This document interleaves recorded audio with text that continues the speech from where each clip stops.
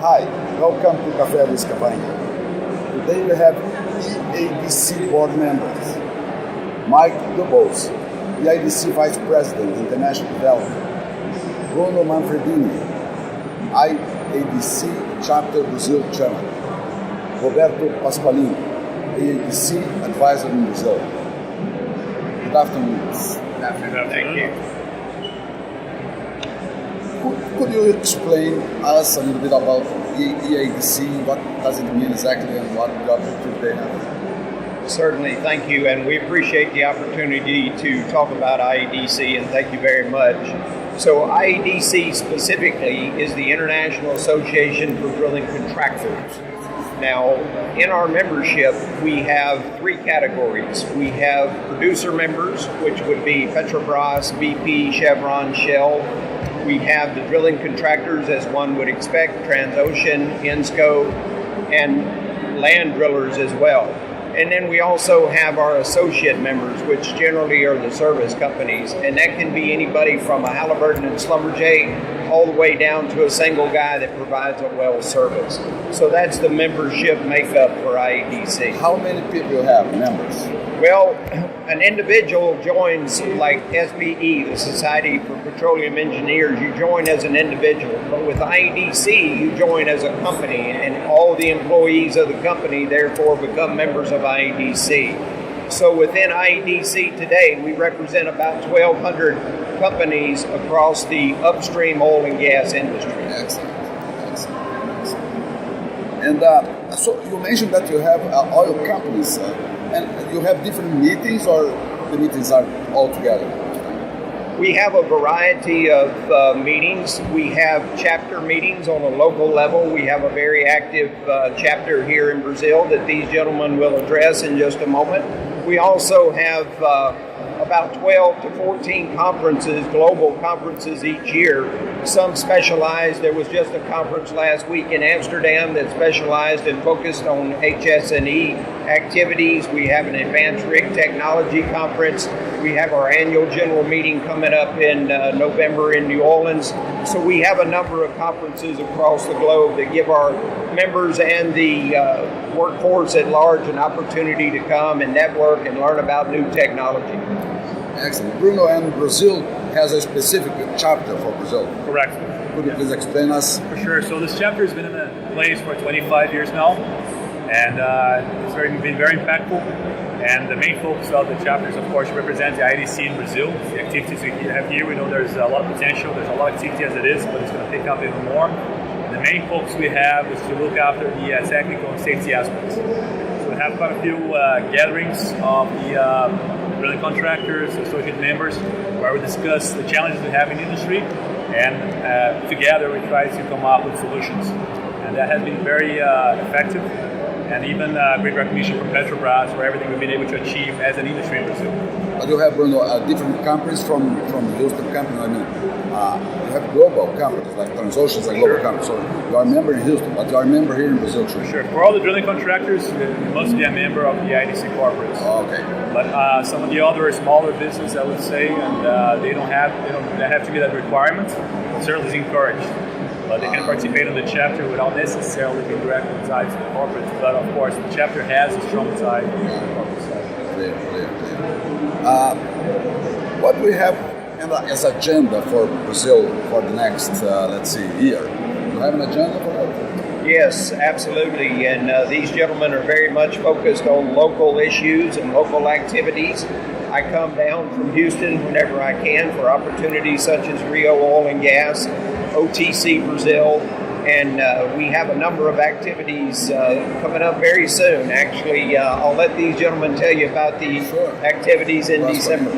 Yeah, in December I prefer that the Bruno tell, because that is a chapter event. Then I will tell about in March next year. This is the agenda we have? Is this event that in March we will have a very international deep water conference in Brazil. That is the biggest event in deep water in the world. What do you expect to have in this event? What kind of discussion you have? Yeah, everything related with deep water, focus and drilling unity, new equipment, technology, HSE. Exactly, that is And then we expected Petrobras is have been hosting this event in Petrobras R&D that we would like to thank Petrobras for that.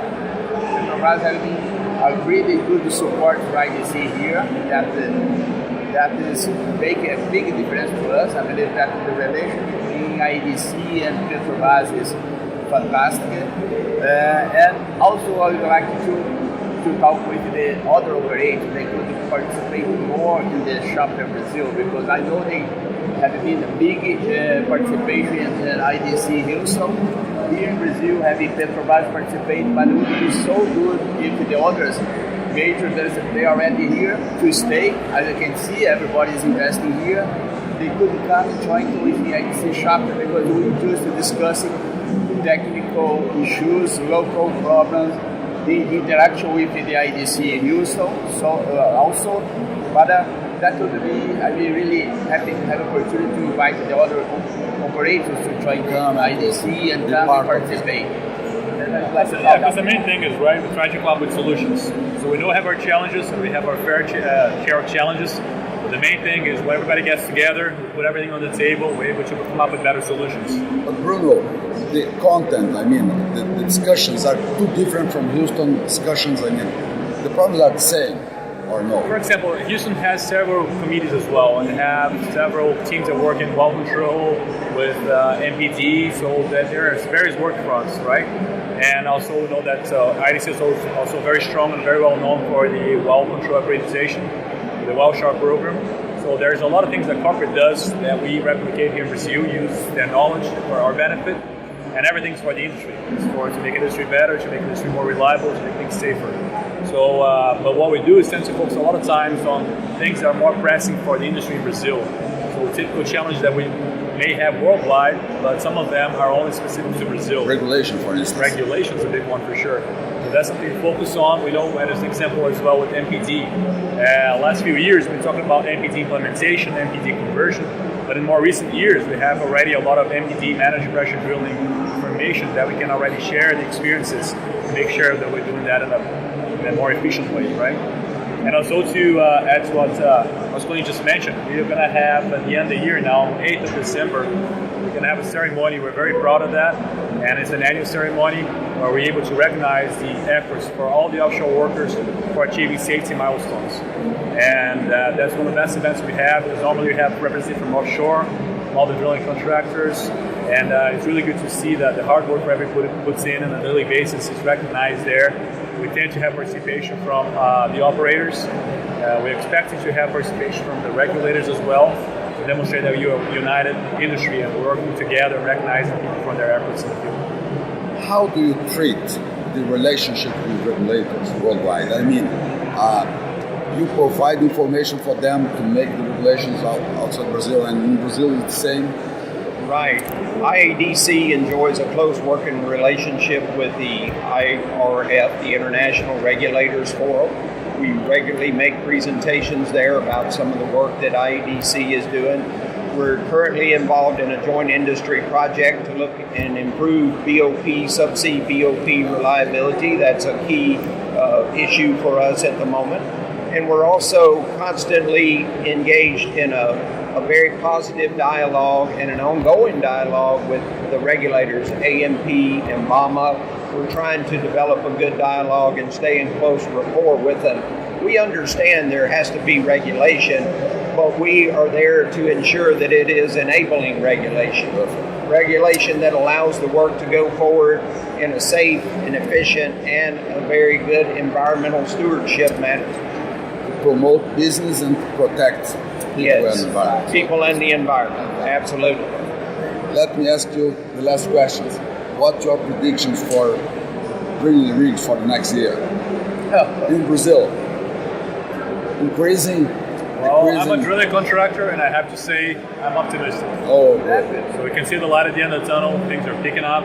We expect just this place where we are right now, the oil and gas, we can see a lot more activity than recent years. Motivated people here. People are motivated. People are engaged. People can finally. I think it's clear. You can almost taste it. You know, that it's so clear that things are picking up again. And usually I'm very reserved about it, but I think things are going down the right path now. Yeah, I have it more or less the same. I think at the end of the year, you'll be the lower level that we have in Brazil. Then you'll start to come up again. Then with the other operators, even contracting drilling rigs, we can see already in the market. And then I believe that 2023, 24, I believe that we could have around the 30 rig here. That, for my opinion, will be the biggest market in the world. Wow. Yeah, we're cannot expect the market to be 75, 80, Because but it will be majors, Paschoalin, majors are buying assets in Brazil. exactly, that's the point. They will need to drill exploration well.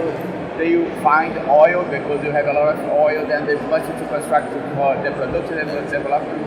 And Brazil will continue to be one, if not the biggest, but one of the biggest market for the drilling rig in the world. No doubt about that. Welcome to Brazil, Brigadiers. Yes, and I mean, from my perspective, looking at it from a global perspective, obviously we see some short-term supply challenges for crude on a global stage. Obviously, some sanctions against Iran, some difficulties in Venezuela that could, in the short term, cause some supply concerns. But we do appreciate the fact that, watching it very closely, our drilling contractors, our primary members, are obviously eternally optimistic. They're building $750 million drilling rigs without a job to go to. We understand that. We appreciate that. So, but the mood here at Rio Oil and Gas has definitely been very upbeat. People seem to be very optimistic. We share in that optimism.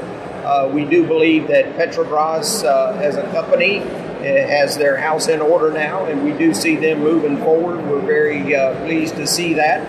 We do believe that the regulatory agencies here understand and value the industry perhaps more so than they understood in the past. We appreciate their cooperation. So generally we are optimistic, and we do believe there are good things to come. So we're going to stay actively engaged in Brazil. Yeah, sure. Thank you. Welcome. Okay, thank you. I would like to thank Mike, Bruno, and Roberto for this nice conversation. Thank you very much. Thank for the you. opportunity. Thank you. Thank you. Thank you. Good afternoon for all.